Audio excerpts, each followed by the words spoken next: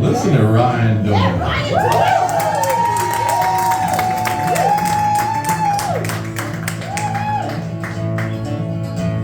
Well, my daddy left home when I was 3 and didn't leave much to mon me except an old guitar and an empty bottle of booze.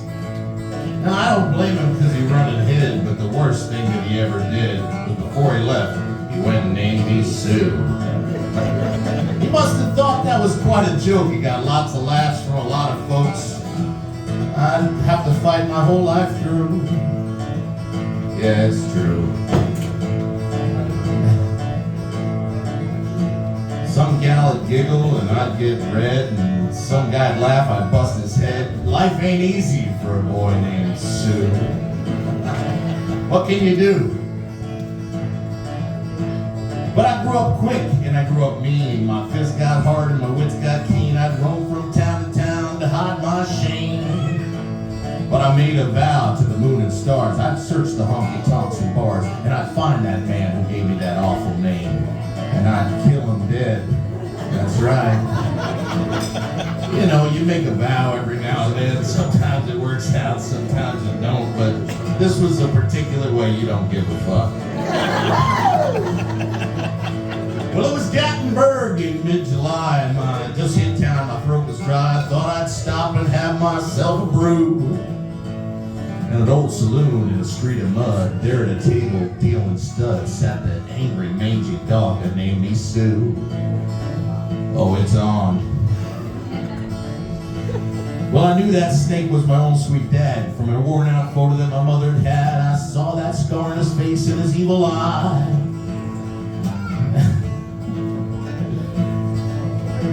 Well, I looked at him and my blood ran cold. He was big and mean and old. And I said, "My name is Sue. How do you do? Now you're gonna die." Well, I'm paraphrasing. It was something like that.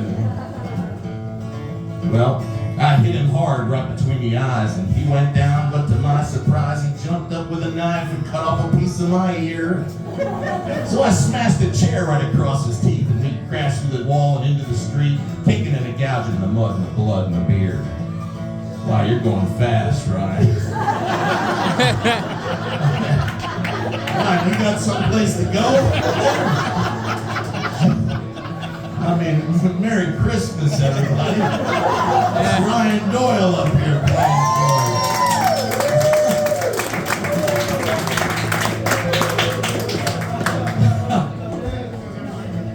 Well, I tell you, I fought tougher men, but I just can't remember when. He kicked like a mule and he bit like a crocodile. And I heard him laugh, then I heard him cuss, and he pulled his gun, I pulled mine first. And then he sat there and smiled. And he said, "Son, this world is rough, and if you're gonna make it, you gotta be tough. I knew I wouldn't be there to help you along. So I gave you that name, and I said goodbye. I knew you'd have to get tough or die." What a fucking asshole. But it's that name that helped to make me strong. My ass. He said, "Now you just fought one hell of a fight, and I know you hate me and you got the right to kill me now, and I wouldn't blame you if you do.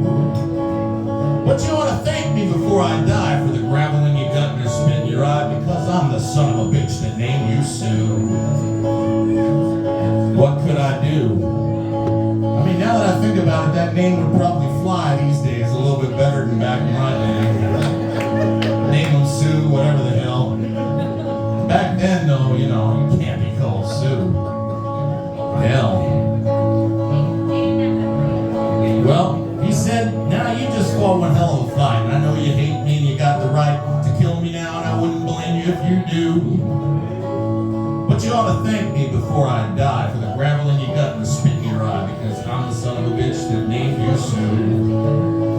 I got all choked up and I threw down my gun. I called him Pa, and he called me son, and I came away with a different point of view.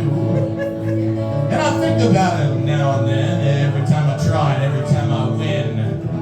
And if I ever have a son, I'm gonna name him Frank or Chuck or Steve or Bill.